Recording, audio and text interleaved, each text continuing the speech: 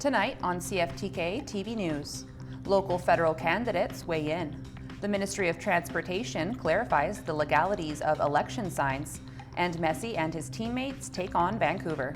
Northwest BC's only television news team. We are CFTK-TV News. Hello, and thanks for joining us on this Friday, April 25th, 2025. I'm Jaylene Matthews. We begin tonight with our news local to the Northwest. A 32-year-old Skidegate man has now been arrested in connection to the suspicious death investigation that began earlier this week on Haida Gwaii. Wednesday, Dajing Guides RCMP reported that a vehicle struck a pedestrian who later died from his injuries. Detachment Commander Sergeant Chris Manso states that investigators worked around the clock in order to ensure charge and successful prosecution. North District Major Crime maintains conduct of the investigation, and the Dajing Guides RCMP are making extra patrols to speak with community members and alleviate fears. As such, members of the community should expect to see an increased police presence for the next few days. Anyone with information, including CCTV or dash camera video, who has yet to speak with police is asked to contact the Dajing Guides RCMP. Earlier this election, we covered a story in which a local Indigenous band didn't want signs posted on their land without permission being granted first.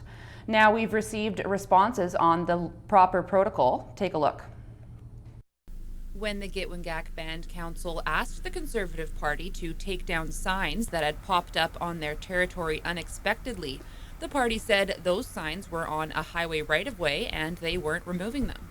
Campaign team simply came back and said, can you take pictures of where they are because they're on a right-of-way, which is a very colonial way of thinking, and it just reinforces our point that he's not respecting how to have respectful dialogue with Indigenous peoples in this area especially. They also asked if the other guys were asked to take their signs down, but it turns out the other guys had asked permission.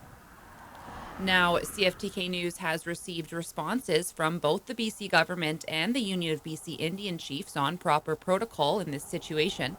Grand Chief Stuart Phillip of the UBCIC said that First Nations have the inherent right to decide what takes place on their lands, including whether political signs are welcome. That right doesn't disappear during an election. He went on to say political parties need to understand that placing signs without engagement or permission shows a disregard for Indigenous authority and the principles of reconciliation. And according to the Ministry of Transportation and Transit, they said that shoulder and right-of-way widths can vary. They went on to say that the Ministry of Transportation recommends political candidates seek permission from the First Nation to place signs along sections of highway through reserve land. The Gitwangak Band chose not to remove those signs as they said they did not want to feed into a destructive narrative. I kind of said hope floats. I was really hopeful that he could just respect our position. His 5 little signs from within our reserve boundaries isn't going to sway this election. And quite frankly, this is the only riding where if every eligible Indigenous voter signed up to vote, we can actually sway who gets in this federal riding. And so why he would want any more dissent or discourse of lack of respect is a little bit beyond me, because we can just encourage as many Indigenous people as possible to vote and recognize the harms that may come to us with denying residential schools, voting against UNDRIP for free, prior, and informed consent, and any other social reforms that are the only hope for benefiting some of the challenges that we have on reserve and off reserve, quite frankly. For CFTK-TV News, I'm Jaylene Matthews. And now we'll hear more from another candidate looking to represent the Skeena-Balkley Valley as a federal MP. CFTK-TV's Cale Maslin has the report. Most of the topics that have been frequently discussed during the build-up to this election have been related to money in some form or another, regardless of if people are talking about the cost of living, the carbon tax, or the state of the budget or economy.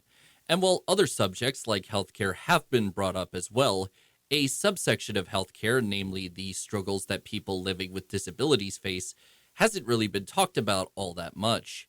Skeena-Bulkley Valley MP candidate Rod Taylor of the Christian Heritage Party provided his own thoughts on why that might have happened.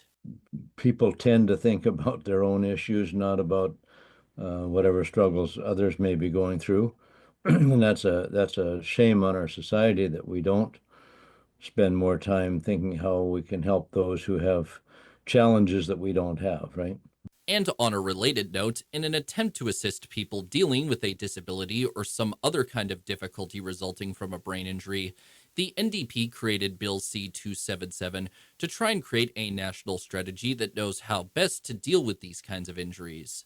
Current NDP Skeena MP Taylor Bachrach has stated that his hope is that regardless of who gets into power after the election, they will work with the NDP to get this bill finalized and instituted, and Rod Taylor also talked about if they were willing to do that. You know, philosophically, we know there are some great distances between us on many issues, but if they put forward a good bill that we agree is good for the people of Canada, we would certainly support it, and we'd want to work together with whoever's on the right side of moral duty as Canadians and as members of Parliament. The Conservative and Liberal candidates for the Skeena-Bulkley Valley, Ellis Ross and Inderpaul Dillon, were reached for comment on this subject as well, but both of them were unable to reply. For CFTK-TV News, I'm Cale Maslin.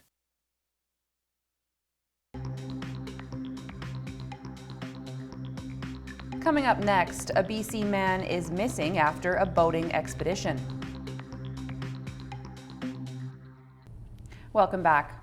A man is missing in the Saanich area after it's believed he was thrown from the boat he was driving. CTV's Brendan Strain explains.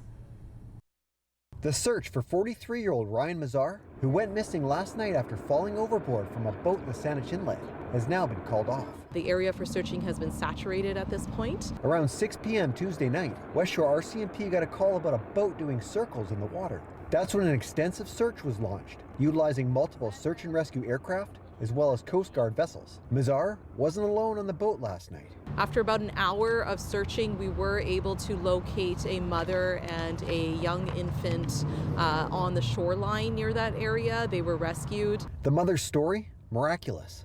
Police saying she kept her 6-month-old above the frigid water while she swam for their lives. Both received first aid and were taken to hospital. We believe just exposure to the elements is the main, medical issue. West Shore RCMP say nobody on board was wearing a life jacket. When I got to the boat, there were 2 life jackets on my cooler. And there's a rule, and I don't care who you are, if you're on a boat, put a life jacket on. They save lives. Frank Hudson is the owner of the Boston Whaler that the trio went out on last night. Frank has had an arrangement with Mazar and his friend for the past 3 years. During prawning season, the men can use the boat in return for maintenance work being done to the vessel. He says he was shocked when he got a call last night from the Goldstream Marina, where he moors his boat, saying that the search was on for his friend. They're very, very good mariners. Frank says there's still so many unanswered questions as to what happened last night, throwing everyone overboard. They could have hit a log, yet there are no signs of damage to the boat. You could turn too quickly, you could throw somebody off the boat. The gunnels on my boat are very, very small. RCMP say the cause of the incident is still under investigation. Brendan Strain, CTV News, Langford. The Vatican extended viewing hours for the lying in state of Pope Francis, and lineups continue to grow. This as cardinals are also converging on Rome to prepare the next steps in the preparation for the funeral and the conclave to elect a new pope. CTV's Genevieve Beauchemin reports. For each person filing past the casket of the people's pope, a story, a connection. A reason to want to capture this moment in history. Many are tourists turned pilgrims. I think that in the first place, how lucky we are to be able to see this, because how many people in the world would like to be, and they are not here. I was very, very emotional. I didn't think I'd cry, but when I saw him, I did. I started to cry. My daughter seen the Pope, and even 2 years ago we met the Pope in Budapest by person, and now we wanted to come. We are on a cruise now, on a cruise, and we came just for the Pope. Around 3,000 pilgrims move through the silence of the Basilica each hour. And with the Pope's family members seated near the casket, soccer players came to offer their prayers. The Pope, a well-known fan of the beautiful game. Cardinals summoned from around the world also continue to converge onto the Vatican. 113 had arrived by morning when a meeting was held in a hall next to the Basilica. Vatican analyst Gerard O'Connell says they're discussing final details on preparations for Saturday's funeral, but also plans for the conclave to elect the new pope. They have chosen a 90-year-old preacher of the papal household, Father Cantalamessa, and now a cardinal, to give the talk inside in the conclave. And that's an interesting thing because he kind of sets the tone. But for now, the traditions and rituals of mourning continue. A document detailing the Pope's life and coins will be placed in his casket before it's closed for burial. A special moment has been reserved for those closest to the Pope's heart, including some homeless people and migrants at the very end of the public viewing. Turning to the weather, today and tonight's moon phase is a waning crescent at 7% illumination. The sun rose at 6:03 a.m. this morning and sets at 9:01 p.m. Tonight on the north coast, conditions are looking partly cloudy with a low of +5 degrees. Over the next few days on the north coast, expect some clouds and showers over the weekend with similar conditions for the beginning of the week. Temperatures in the 9 to 10 degree range and overnight lows in the 4 to 6 degree range. Tonight in the Terrace Kitimat area, conditions are looking partly cloudy. Winds coming from the south at 20 kilometers an hour, becoming light late this evening with a low of +2. Over the next few days in the Terrace Kitimat area, conditions are looking mainly cloudy for the weekend with some periods of rain overnight. Temperatures in the 7 to 14 degree range, overnight lows in the 2 to 5 degree range. In the Bulkley Valley and Lakes District, tonight conditions are looking to be a bit cloudy, winds up to 15 kilometers an hour, a low of -4, wind chill -6 overnight. Over the next few days in the Bulkley Valley and Lakes District, expect conditions of sun and clouds over the weekend, then periods of rain Monday before clearing up again. Daily temperatures in the 10 to 17 degree range, overnight lows in the 1 to 6 degree range. Checking your highways around the Northwest now. On Highway 16, there's bridge maintenance and repairs on Haida Gwaii. Watch for utility work, industrial traffic, pothole repair, and road sweeping throughout. There's also a geotechnical investigation in Smithers with an eastbound lane closure. On Highway 37, there's some limited visibility with smoke about 18 kilometers east out of Gitwangak, as well as industrial traffic. On Highway 37A, watch for industrial traffic with a road closure planned from 12 a.m. to 3 a.m. On Telegraph Creek Road, there are muddy sections and the rest area is closed at Burnt Trailer Tanzilla access.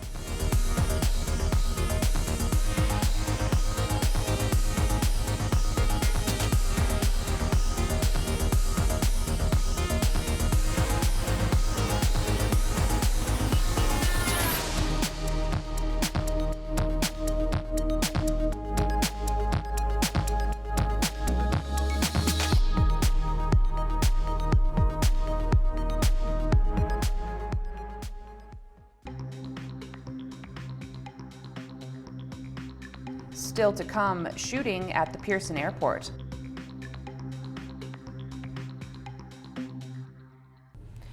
Down in Vancouver, the police department is undergoing scrutiny as a new report is saying the department went way over budget. Here's CTV's Isabella Zavarisi with more.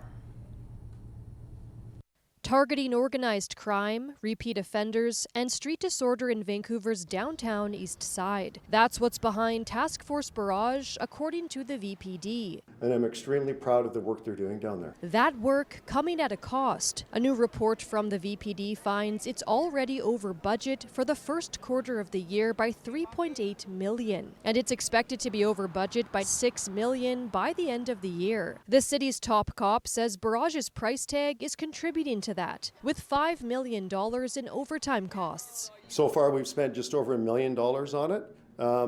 We have a lot more money to go. If we do run out, then we would look at going to the city if we needed it. But going back to City Council for more money could be an issue. Councillor Pete Fry took his concerns to the VPD board meeting Thursday. He says the money was never approved by Council prior to the task force's announcement in February. I was a little alarmed to see that report in there, identifying that Council had approved a $5 million overtime expenditure. I'm not necessarily challenging the fact that the overtime that certainly was articulated at the time of the media release, but there was no Council direction to do that, and I'm curious where that's coming from. All I know is that from the police department, they're giving us $5 million. At Thursday's meeting, the outgoing chief also addressed an anonymous letter by someone claiming to be a VPD officer. The letter states barrage is politically motivated and officers are expected to make daily arrest quotas. We have no quotas for Task Force Barrage, and I've been a police officer in this city for 37 years. Palmer says the letter will be addressed at the next police board meeting in June. He says barrage is making a difference in the community, while other city officials wonder at what cost. Isabella Zavarisi, CTV News, Vancouver. It was a scary scene yesterday at Toronto's Pearson Airport as a man was shot and an altercation with police followed. CTV's Heather Wright has the details. A chaotic scene on the departures level of Toronto's Pearson Airport. An officer works to save the life of a 30-year-old man who has just been shot, while a distraught woman is held back from the scene by police. We're crossing the crosswalk outdoors and we heard something to the effect of 8 to 10 loud popping noises. Those shots fired by Peel Regional police officers who were called to the airport shortly before 7 a.m. I don't have much information on the initial call. The information I do have is that it was a man in distress that was at the airport in this vehicle outside on the departures level. Police say they tried to calm the situation when they arrived on scene where some sort of argument was taking place. Our officers spent an amount of time trying to resolve the dispute, an immense amount of de-escalation. But then the situation quickly changed. Abruptly, one of the individuals produced a firearm at our officers. 2 of the officers engaged with the individual. As a result, the subject was shot. The man was pronounced dead on scene. His name has not been released. And while it's not clear how much time passed between the man pulling out a gun and the officers opening fire, experts say it's typically not long. They could very quickly go from holding it to pointing it and pulling the trigger. Less than a second. And so they really aren't going to waste a lot of time. Chris Lewis says there is always scrutiny around use of force incidents involving police, especially when someone is killed. That investigation is being led by the SIU, which is now combing through extensive video surveillance from airport cameras, as well as police body camera footage. While the shooting took place at Canada's busiest airport, police say the incident was isolated and there was never any threat to public safety. Still, there were traffic delays and confusion for travelers, though Pearson Airport says no flights were impacted. This is the second police shooting in the Toronto area in less than a week. On Sunday, a 16-year-old was shot by police after the SIU says he opened fire on officers during a traffic stop. He died in hospital 2 days later. Investigators have not yet said how many shots were fired by police here this morning, though they say the man killed never fired his gun. An autopsy is expected in the coming days. Heather Wright, CTV News, Mississauga, Ontario. Turning to the markets now, Canada's main stock index ended the week with a slight dip, while U.S. markets saw a boost as major American corporate heavyweights began reporting earnings. The Canadian dollar rose by 0.5 cents. The price of gold dropped $50.02. Oil rose by 23 cents. Natural gas rose by 2 cents. Aluminum dropped $159. In Toronto, the TSX fell by 17 points. The Venture Index rose 3 points. In New York, the Nasdaq rose by almost 217 points, and the Dow Jones rose by 20.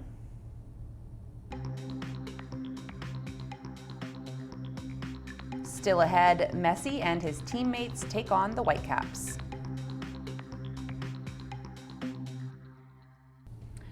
Fans flocked to BC Place last night as one of soccer's most famous figures was on the roster for the game. CTV's Craig Krause has more. Soccer fans were sweating bullets leading up to game time. What are you looking forward to the most tonight? Seeing Messi. But there remained doubt he would sit out again. And as a record-breaking crowd of more than 53,000 filed into BC Place, a collective sigh of relief was let out as number 10 hit the pitch. But it didn't take long for the Whitecaps to silence the flocks of Miami and Argentina faithful. Brian White giving the Caps the early lead, and the top club in the MLS would hold Messi and Inter Miami scoreless in the first half. But the star-studded Miami squad came firing back. Attempt after attempt, the Caps held strong, shutting out their Florida rival before putting the game on ice in the 84th minute. A game that was unforgettable for many. Beautiful game, a lot of good times, good vibes, friends everywhere, beautiful city.